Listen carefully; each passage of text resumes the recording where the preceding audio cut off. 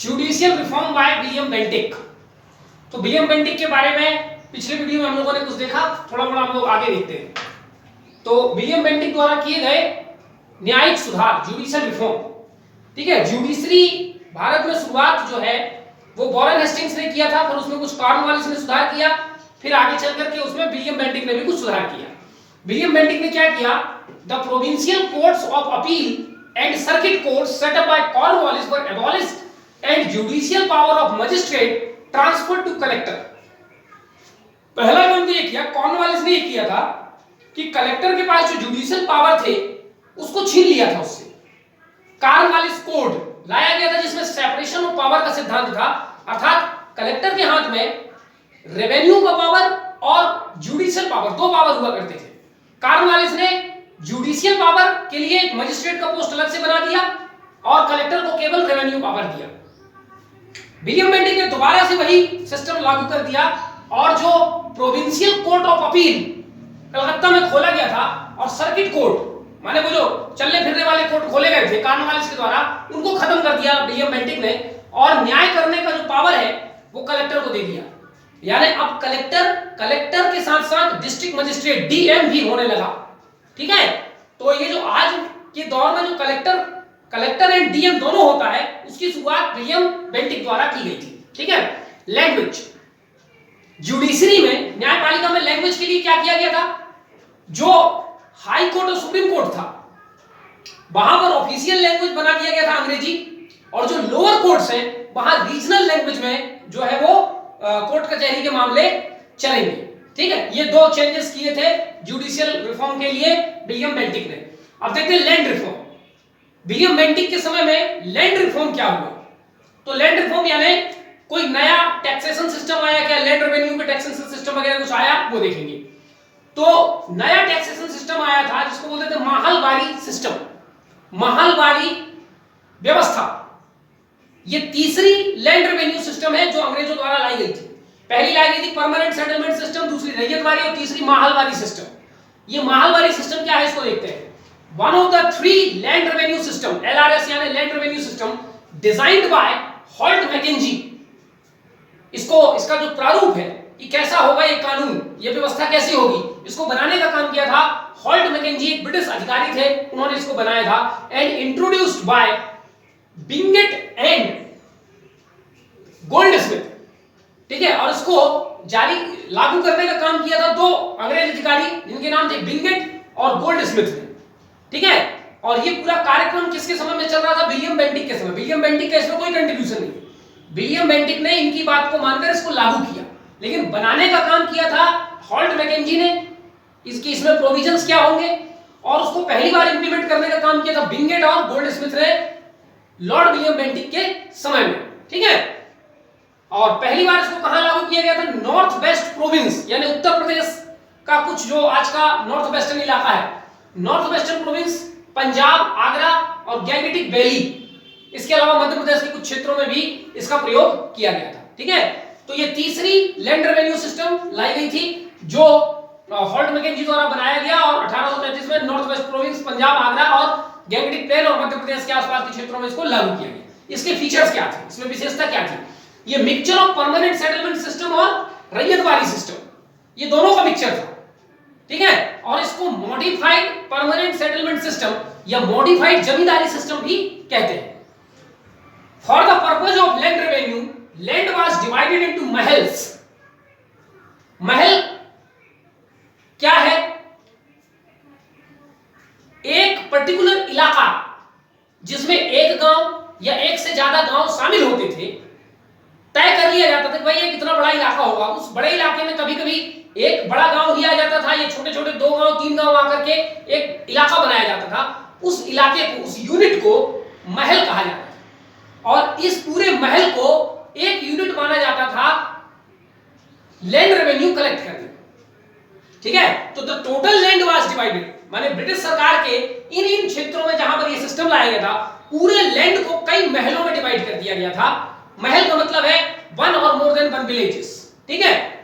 was divided into महल्स comprising one or more villages under a head called लंबरदार, और और इस महल का एक मुखिया बना दिया जाता था, जो ऑलरेडी गांव का एक प्रतिष्ठित जानकार और मुखिया व्यक्ति होता था, और उस मुखिया व्यक्ति को कहते थे लंबरदार।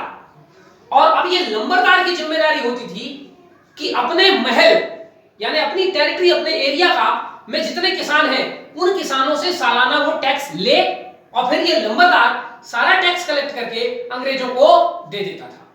ठीक है, तो ये सिस्टम था। Lambardar had responsibility to collect land revenue annually from the mahals. अपने अपने महल से में किसानों से लैंड रेवेन्यू कलेक्ट करने की जिम्मेदारी वो लंबरदार के पास आ गई थी। Temporary settlement with lambardar. अब ये ब्रिटिश सरकार ने लंबरदार के साथ जो एग्रीमेंट किया था कि आप अपने इस महल का टैक्स कलेक्ट करोगे, ये टेम्परेरी था। टेम्परेरी माने 20 से 30 सालों के लिए, परमानेंट नहीं था। ठीक है, each individual farmer was owner of the land. अब जिस इलाके पर, जिस भूमि पर जो किसान खेती कर रहा है उसका मालिक किसान ही हुआ करता था, लेकिन तभी तक मालिक हुआ करता था जब तक वो लंबरदार को टैक्स देगा, और नहीं देगा तो लंबरदार के कब्जे में आ जाएगा वो भूमि, और फिर वो चाहे जिसको दे दे। ठीक है, ठीक। Land survey for fixing land revenue. सरकार समय समय पर जो भूमि जिन पर किसान खेती करते थे उनकी सर्वे करवाती थी, ये देखने के लिए कि यहाँ की सॉइल फर्टिलिटी वगैरह क्या है और किस हिसाब से यहाँ पर लैंड रेवेन्यू यानी कि टैक्स लगाया जाए। ठीक है, अब ये नया सिस्टम क्यों लाया गया भाई? जिन इलाकों में इसको लाया गया वहां ऑलरेडी पहले से इसी प्रकार की कुछ व्यवस्था चल रही थी। ठीक है, यानी वहां पर लैंड में कलेक्टिव ओनरशिप का सिद्धांत ऑलरेडी था, प्राइवेट लैंड ओनरशिप का सिद्धांत नहीं था। तो पहले से ही वहां पर इस प्रकार की व्यवस्था चल रही थी कि किसान लोग एक बड़े मुखिया के अंडर में आते थे और मुखिया ही उनको गाइड करता था कि कहां खेती करनी, कैसे खेती करनी है, और खेती का कोई पर्सनल फार्मर मालिक नहीं होता था, पूरे गांव की खेत कहलाती थी। ठीक है, तो इस प्रकार से ये सिस्टम ऑलरेडी इन जगहों पर चल रहा था। तो अंग्रेज सरकार ने जो सिस्टम पहले से था उसी के अनुरूप ये नया सिस्टम लाया था। Want to utilize profit of both the PSS and RS. PSS माने permanent settlement system और RS माने ryotwari settlement system, and remove their demerits. अब जमींदारी सिस्टम जो था परमानेंट सेटल, उसमें कुछ अच्छाई थी कुछ बुराई थी। उसी प्रकार रैयतवारी सिस्टम में कुछ अच्छाई थी कुछ बुराई थी। महलवारी सिस्टम ने क्या किया, दोनों की अच्छी चीजों को शामिल कर लिया और बुरी चीजों को छोड़ दिया। ठीक है, तो ये एक महलवारी सिस्टम के बारे में ये जानकारी। अब इसके परिणाम क्या हुए, कंसिक्वेंसेस, इस सिस्टम के परिणाम। Since the Punjab Gangetic plain, और जहां जहां पर ये महलवारी सिस्टम लाया गया था वो पूरा गंगा और यमुना नदी के क्षेत्र था, जहां पर ऑलरेडी एलुवियल सॉइल थी और वहां की मिट्टी की फर्टिलिटी बहुत ज्यादा थी। ठीक है, तो ये सिस्टम वहां लाया गया था जहां पर अच्छी उर्वरक, अच्छी पैदावार जहां पर होती थी। इसलिए इस इलाके में जहां पर ये महलवारी सिस्टम लाया गया था फसल अच्छी होती थी, इसलिए जो ब्रिटिश सरकार है वो यहाँ का टैक्स बहुत ऊंचा रखती थी, जो कि मिनिमम 50% और मैक्सिमम 75% तक टैक्स होती थी। ठीक, दूसरी बात, टैक्स वही है पर रैयतवारी सिस्टम के समान कैश में टैक्स लिया जाता था, किसी वस्तु के रूप में कर नहीं लिया जाता। लैंड फ्रेगमेंटेशन, लैंड फ्रेगमेंटेशन का मतलब क्या है, चूंकि महलवारी सिस्टम में और रैयतवारी सिस्टम में दोनों में मालिक जमीन का कौन होता था, किसान, लेकिन कब तक, तब तक जब तक वो टैक्स देता रहेगा। इस प्रकार से एक भूमि का टुकड़ा जिस पर कोई किसान खेती कर रहा है वो उसका एक प्रकार से मालिक हो गया। अब भविष्य में अगर उसके 4 बेटे हुए और वो अपनी संपत्ति बांटेगा तो वो अपने उस खेत को भी 4 भागों में बांट देगा और अपने चारों बेटों को दे देगा। फिर बाद में उनके 4 बेटों के मान लो 2-2, 3-3 बेटे हुए तो उस टुकड़े को फिर खेत के टुकड़े को और ज्यादा तोड़ दिया जाएगा। तो लगातार ये जो उत्तराधिकार का नियम है, इस उत्तराधिकार के नियम के कारण जो खेत हैं वो लगातार टूटते गए, छोटे छोटे होते गए। तो एक तो उत्तराधिकार नियम के कारण खेत छोटे होते गए। दूसरा, मान लीजिए मेरे पास 1 एकड़ का खेत है और मैं उस 1 एकड़ पे खेती कर रहा हूं, और मान लीजिए मेरा साल भर का टैक्स बना 10 रुपया, लेकिन मैं टैक्स 5 रुपया ही दे पा रहा हूं, 10 रुपया मेरे पास नहीं है, और मैं कर्जा भी लेना नहीं चाहता, तो फिर मेरे पास एक विकल्प बचता है क्या, मैं आधी भूमि किसको दे दूं, जिसको मैं टैक्स देता हूं उसको दे दूं, भैया आधी भूमि में ही अब मैं खेती करूंगा अगले साल, ये आधी भूमि आप ले लो। तो वो जो 1 एकड़ का खेत था अब वो फिर छोटा हो गया, आधा एकड़ का हो गया। तो इस प्रकार से कैश में टैक्स देने के कारण और उत्तराधिकार के नियम के कारण लगातार जो खेत थे वो सिकुड़ते गए, छोटे होते गए, फ्रेगमेंटेड होते गए, ठीक है। सर्वे बेस्ड ऑन फॉल्टी एजम्पशंस। अब सरकार सर्वे करती थी और सर्वे करके ये तय करती थी कि किस खेत से कितना कर लिया जाएगा, कहां से 50%, कहां से 55%, कहां से 60%, ये सरकार तय करती थी। अब चूंकि जो ब्रिटिश अधिकारी थे वो तो ब्रिटेन के थे, उनको खेती का अनुभव तो था नहीं, तो अपने आजू बाजू के अमचो चमचों से कुछ पूछ लिया कि भाई यहाँ की क्या स्थिति है, ठीक है। तो किसी व्यक्ति ने जलन के हिसाब से, किसी ने अपनेपन के हिसाब से, कभी कोई वहां की फर्टिलिटी के बारे में कुछ कम करके बताया, किसी ने ज्यादा करके बताया, माने रियल असेसमेंट नहीं था, फॉल्टी एजम्पशंस माने गलत धारणाओं पर आधारित था लैंड रेवेन्यू जो तय करने का तरीका था। लैंड बिकम्स अ कमोडिटी, स्वाभाविक बात है, रैयतवाड़ी सिस्टम में भी हमने देखा और महलवाड़ी सिस्टम में भी।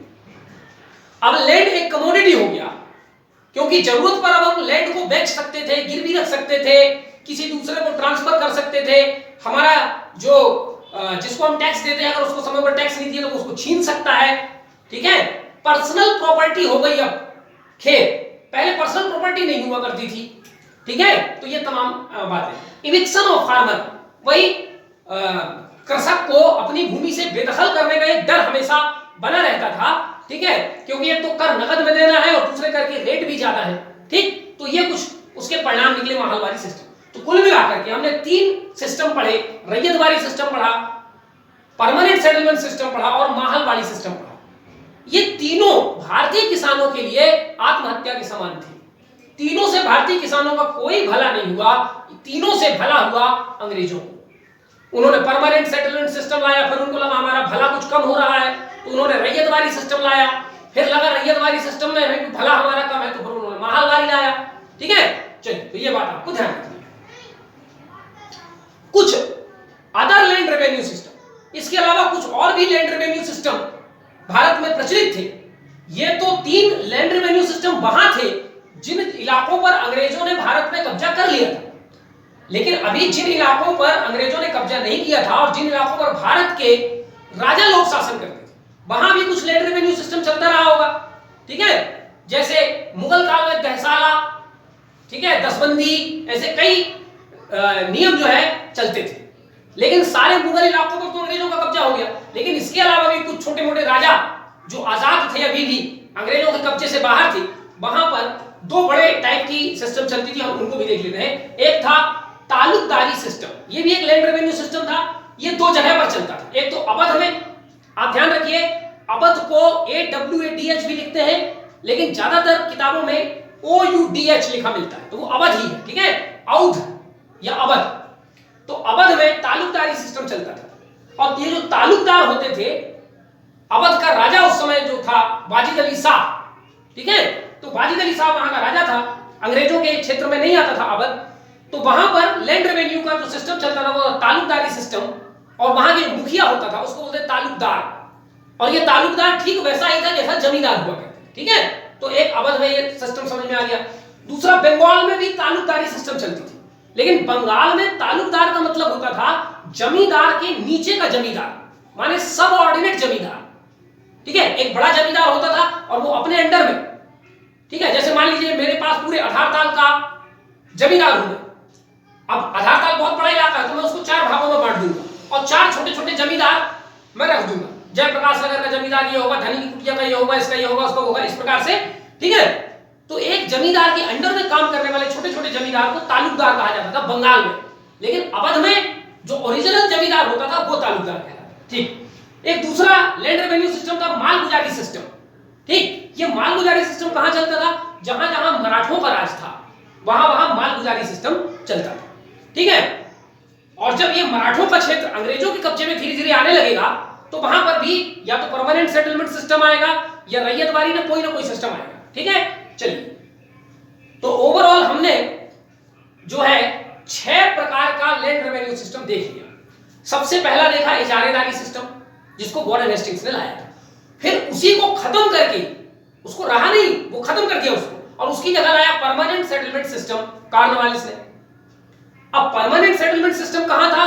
बंगाल के जो प्रेसिडेंसी थी, बंगाल प्रेसिडेंसी में था। और बंगाल प्रेसिडेंसी का मतलब उस समय बंगाल में क्या क्या आते थे? उस समय बंगाल का मतलब था आज का पूरा बंगाल, वेस्ट बंगाल, बिहार, बांग्लादेश और उड़ीसा और असम का कुछ क्षेत्र, ठीक है। तो वहां पर चलता था परमानेंट सेटलमेंट सिस्टम। लेकिन अंग्रेजों ने जब बाद में और भी क्षेत्रों पर कब्जा किया और दो और प्रेसिडेंसी बनाई, बंगाल प्रेसिडेंसी और मद्रास प्रेसिडेंसी, तो अब फिर दिक्कत आई कि बंगाल और मद्रास में कौन सा सिस्टम लैंड रेवेन्यू का चालू किया जाए, क्या परमानेंट सेटलमेंट सिस्टम ही रखा जाए या कोई दूसरा। तो उन्होंने कहा नहीं यार, परमानेंट सेटलमेंट सिस्टम में तो घाटा हो रहा है, हम नया कोई सिस्टम लाते हैं। तो वहां लाया गया रैयतवाड़ी सिस्टम।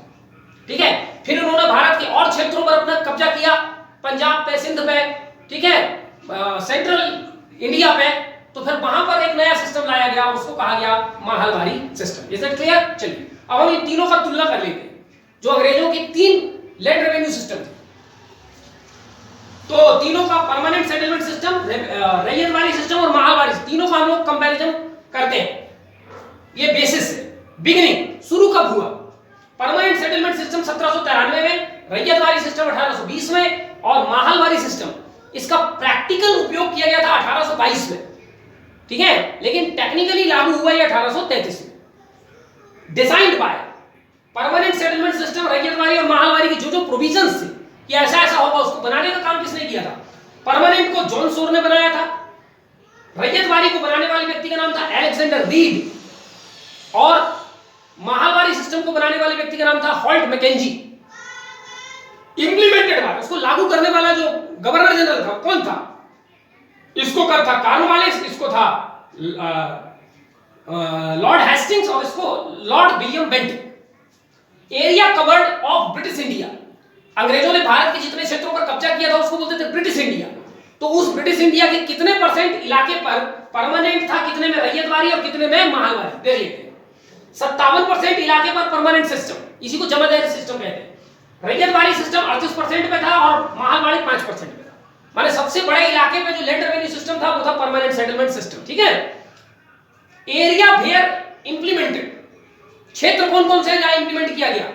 तो यहां पर आपको देखना है बी लिखा हुआ है। बी का मतलब बंगाल प्रेसिडेंसी, जिसमें आपका पूरा बिहार, उड़ीसा और असम का इलाका आएगा। और बी का मतलब बनारस, तो बनारस और बंगाल। रैयतवाड़ी सिस्टम कहां कहां किया गया? एमडीए, एम यानी मद्रास, बी फॉर बॉम्बे और ए फॉर असम। ठीक है, माहलवाड़ी सिस्टम कहां कहां किया गया? P for Punjab, S for Sindh, G for Gangetic valley और C for central province. Central province वाले मध्य प्रदेश। तो ये इलाका आपको याद रखना है। ठीक है, लैंड ऑनर, भूमि का मालिक कौन होता था जिस भूमि की जुताई की जाती थी? परमानेंट सेटलमेंट सिस्टम में जमींदार होता था, रैयतवाड़ी में खुद किसान होता था और माहलवाड़ी में खुद किसान होता था।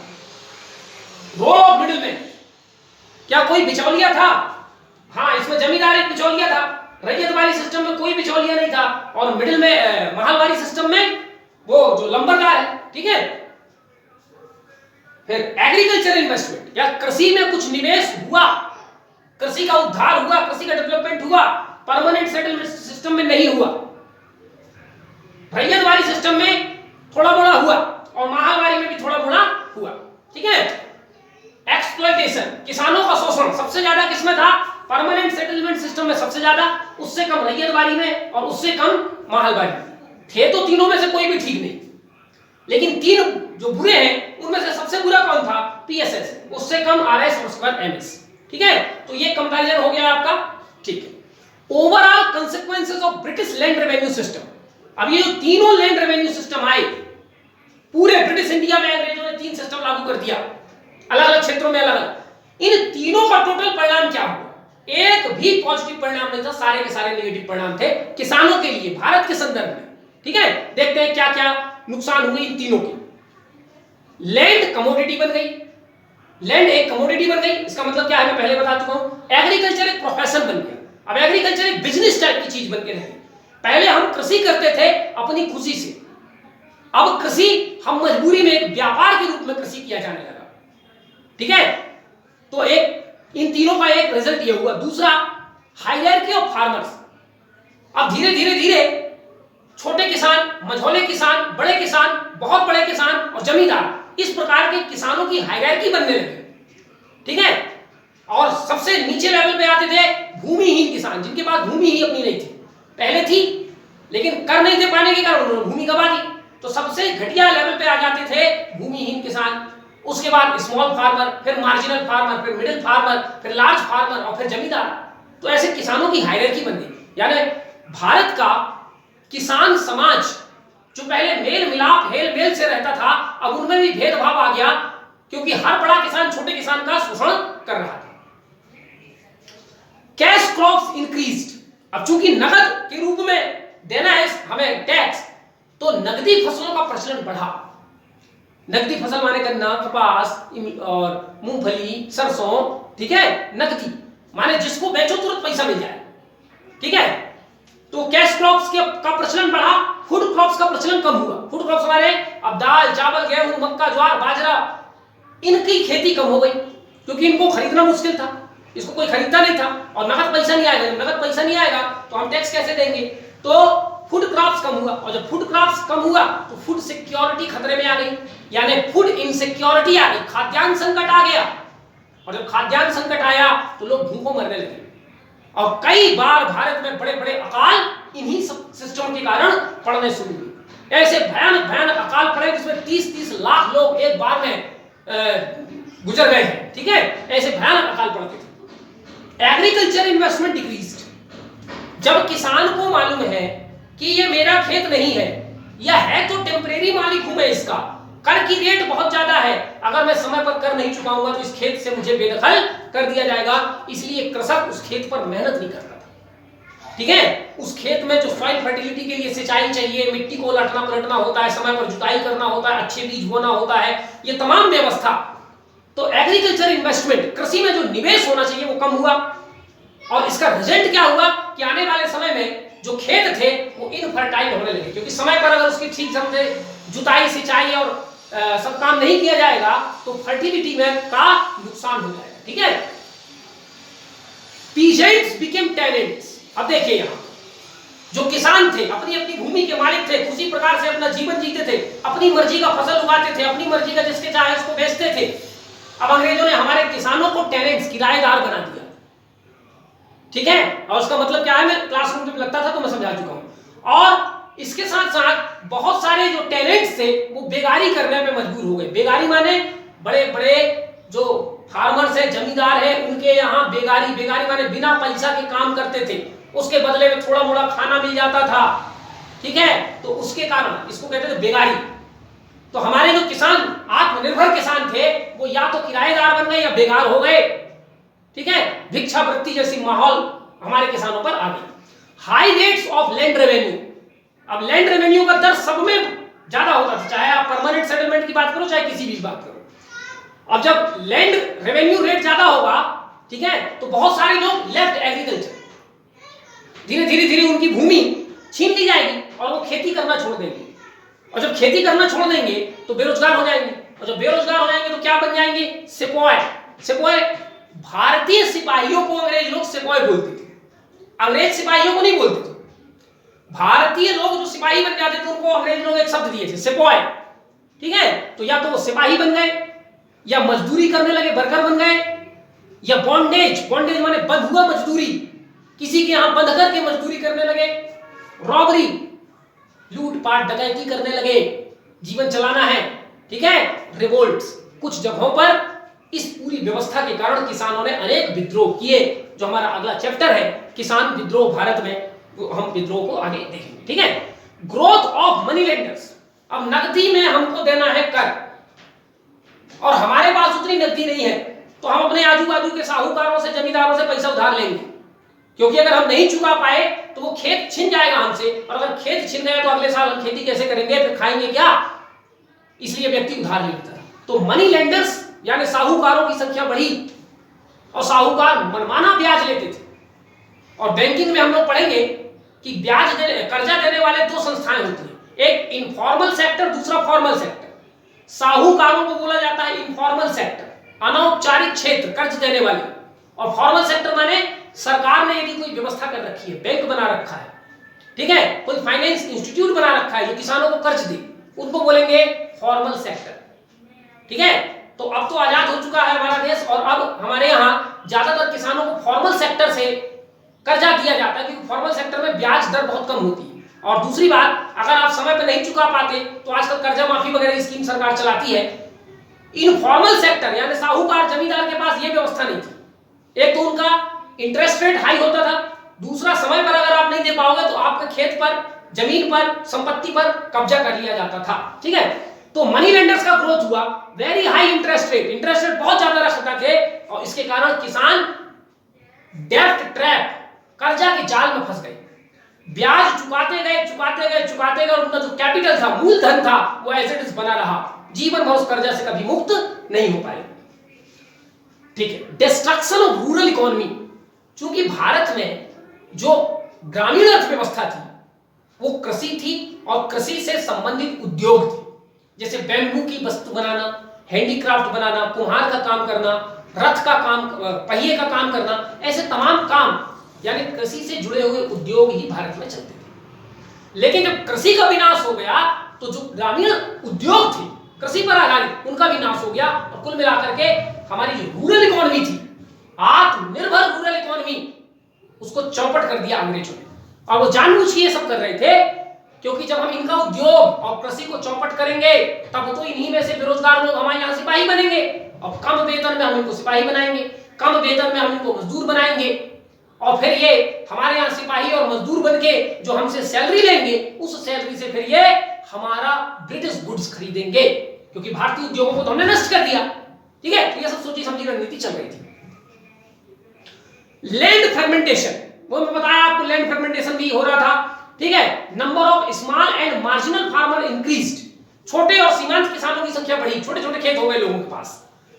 Growth of zamindars and large farmers, दूसरी तरफ जो अंग्रेजों के चाटुकार जैसे टाइप के लोग थे, या जो सक्षम किसान थे, उनकी संख्या धीरे धीरे बढ़ने लगी।